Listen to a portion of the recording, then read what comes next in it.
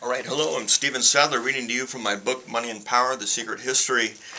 And we've been talking about the Bush dynasty, and we've gone from Samuel Bush to Prescott Bush to George Herbert Walker Bush, our first president, to George W. Bush now, our second president. So he's fourth in line in this lineage.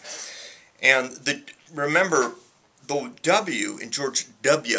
Bush stands for Walker. So there's a very strong connection between the Walker family and the Bush family and the oil industry. Bush Jr., we'll call him to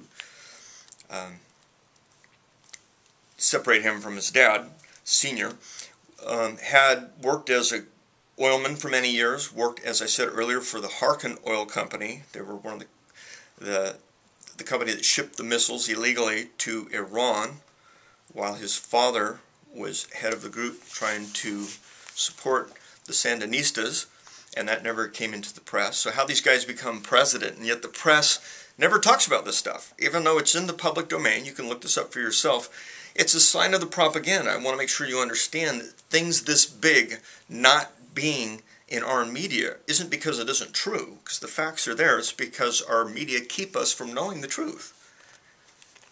That's the point.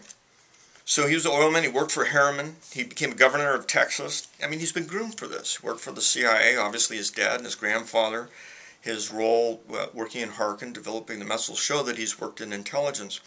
Now, his term of office, I think, was very much defined by 9/11. And I think we need to talk about that. We can debate who did 9/11, that's a whole other discussion. But after 9/11, all of a sudden, people believed that it was being blamed on Osama bin Laden, of course, but somehow the association of the World Trade Towers being destroyed having to do with Iraq entered into the popular mind, and there's actually no evidence or facts to support that whatsoever.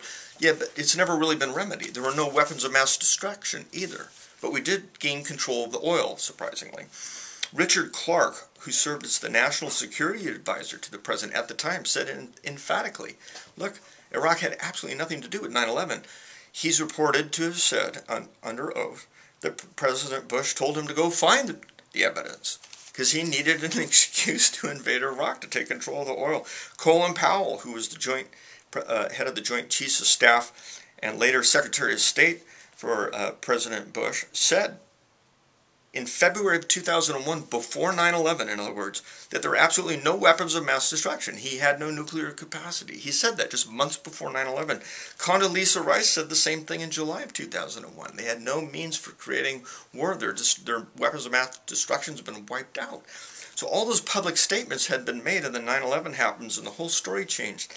If you read the 9/11 Commission report, which is an absolute joke, because it doesn't introduce most of the most powerful evidence. It doesn't talk about any of the NSA's records. They'd been following and monitoring many of these terrorists that were involved in 9/11, and they never supplied the information to the CIA or the FBI, and it wasn't involved and included in the 9/11 Commission either. They didn't even give it to the Congress so that they could look at it. They didn't include any of the information about how Pakistani intelligence was sending money to these terrorists. Now, that's a very important consideration. Knowing where the money's coming from tells you who's really orchestrating this thing and who's behind it.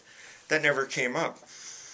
So it's important, I think, that we all understand that all of a sudden, without any evidence whatsoever, even the yellow cake uranium discussion that Colin Powell brought before the United Nations to try and elicit sympathy and a cause to go to war, admits later that it was absolutely fictitious information given him by Dick Cheney. They were dead set on going to war. The CIA and Interpol both numerous times tried to advise the president that there was no evidence of weapons of mass destruction or no link to 9/11, but they completely ignored that information and set a policy. And you start looking in the news media, all of a sudden we see mushroom clouds. Mushroom clouds. There was no mushroom clouds. They weren't even close to having a nuclear capability. But it didn't matter. In the public's mind, they already were fearing a nuclear war and how we had to get Saddam out. And as soon as we got Saddam out, that might have been a good thing. He wasn't a very nice man or a good leader. But a lot of the people we put into power are dictators that do nasty things too. If you think about it, look at Saudi Arabia. Point being is there were contracts that were going to other companies instead of American and British companies for the oil there.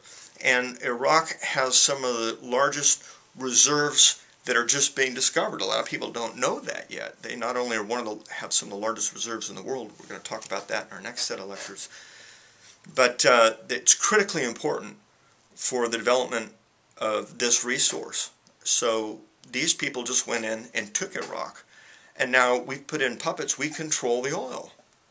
The American public should know that. If we needed to do that, if oil was that important, at the very least, the American public should know why we're really there. That's my point.